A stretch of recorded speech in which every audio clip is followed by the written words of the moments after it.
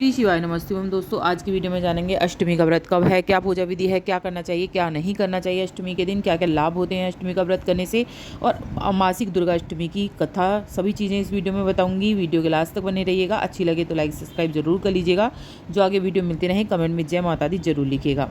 दोस्तों, मासिक दुर्गा अष्टमी का व्रत रखने से सभी मनोकामनाएं पूरी होती हैं, साथ ही माँ दुर्गा की सदैव कृपा बनी रहती है। ऐसे में हर किसी को यह व्रत अवश्य ही करना चाहिए।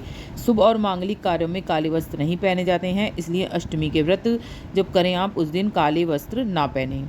अगर आप माँ की कृपा प्राप्त करना चाहते हैं तो लाल और गुलाबी रंग के वस्त्र ही धारण करें।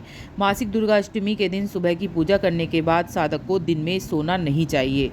दिन में माँ दुर्गा का भजन कीर्तन करें। इसके अलावा मासिक दुर्गा अष्टमी के दिन मांस मदिरा सेवन भूल कर भी ना करें। ऐसा करने से माँ दुर्गा नाराज हो जाती हैं। ना ही घर में लहसुन प्याज आदि चीज़ें बनाएं, ना ही उसका सेवन करें। हिंदू धर्म में तुलसी का पौधा बहुत ही पूजनीय माना गया है। माना जाता है कि तुलसी में माँ लक्ष्मी का वास होता है, इसलिए मासिक दुर्गा अष्टमी के दिन तुलसी के पास अंधेरा ना रखें। इसके लिए पौधे के पास घी का दीपक जलाएं। मान्यता है ऐसा करने से घर में सुख समृद्धि का वास होता है। मासिक दुर्गा अष्टमी पर सुबह स्नान कर साफ वस्त्र धारण करें और सूर्य देव को जल अर्पित करें। इसके बाद माँ दुर्गा की पूजा कर श्रद्धानुसार गरीबों को धन भोजन और वस्त्र का दान करें। इससे जातक के जीवन में शुभ फलों की प्राप्ति होती है। मासिक दुर्गा अष्टमी के दिन पूरे दिन घर को खाली नहीं छोड़ा जाता है। इस दिन सुबह से शाम तक कुछ भी नहीं खाना चाहिए। यदि संभव ना हो तो फल दूध का सेवन किया जा सकता है। शाम को विधि अनुसार पूजा करनी चाहिए और दुर्गा सप्तशती का पाठ विधि अनुसार करना चाहिए। सूर्यास्त के बाद व्रत का समापन करना चाहिए। सात्विक भोजन से ही व्रत का पारण आपको करना है।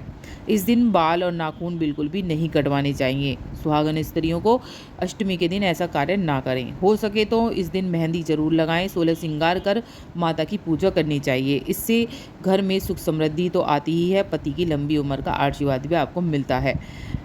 मासिक दुर्गा अष्टमी व्रत करने से माँ दुर्गा के आशीर्वाद के साथ जीवन में सभी कठिनाइयों से भी छुटकारा मिलता है। इस दिन व्रत करने से भक्तों को सुरक्षा, समृद्धि, व्यवसायिक विकास और सफलता, शांति मिलती है। साथ ही जीवन में जो कष्ट आते हैं वो भी दूर होते हैं। ऐसे में जातक लगातार परेशानियों से घिरे हुए हैं तो इस दिन का उपवास जरूर रखना चाहिए। कैसे उत्पत्ति हुई माता की और क्या है मासिक दुर्गा अष्टमी की कथा, अब जान लेते हैं इस वीडियो में। दोस्तों, क्या हुआ था जब बहुत ही ज़्यादा असुरों का आतंक मच गया था तो सारे जो देव थे वो भगवान शंकर जी के पास गए थे। शंकर जी से आराधना करने लगे थे कि हमारी समस्या का समाधान करो। तब शिवजी जी ने समस्या के समाधान के लिए अर्धनारीश्वर का रूप धारण किया था। शरीर से स्त्री अंश को अलग किया था। इस तरह माँ दुर्गा का अवतरण हुआ था। माँ का यह रूप अजन्मा और अविवाहिता था। महिषासुर अति बलशाली दानव था। तब देवताओं ने माँ को दिव्य अस्त्र दिए थे। भोलेनाथ ने माँ दुर्गा को त्रिशूल भेंट किया था। ऐसा माना जाता है कि माँ दुर्गा जो हैं वो साक्षात पार्वती जी का ही रूप हैं और उन्हें भोलेनाथ की पत्नी के रूप का दर्जा दिया जाता है। श्री हरि ने उन्हें सुदर्शन चक्र दिया था। वरुण देव ने शंख भेंट किया था। अग्निदेव ने शक्ति प्रदान की थी अपनी, और पवन देव ने धनुष बाण, और इंद्रदेव ने व्रज और घंटा दिया था। यमराज ने कालदंड भेज दिया था और स्फटिक की माला दी थी। तो ब्रह्मा जी ने कमंडल दिया था। माँ दुर्गा के अवतरण के बारे में धर्म में कई मत हैं, लेकिन सरमत यह है कि दानवों के संहार के लिए ही माँ का जो है वो आवरण हुआ है।